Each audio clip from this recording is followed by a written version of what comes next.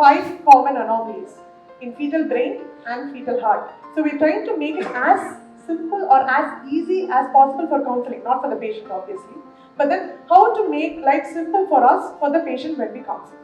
For that, I have just made these 5 golden rules. No one other than Susan will be the right person to have here, will be the best person to discuss fetal brain anomalies. Children with premature NICU stay for a long time, IVF babies. Any kind of risk for a vascularity. I would be more worried when there is a right aortic arch and an aberrant left subclavian. When I say I'm labeled as complex, so I am not segregated as hypoplastic left hand, pulmonary atresia, nothing. But I'm really devastated, I'm almost to the verge of termination. But what would you tell me?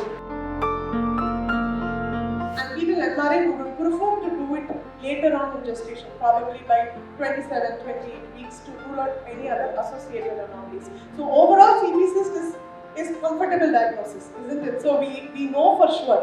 But then what if?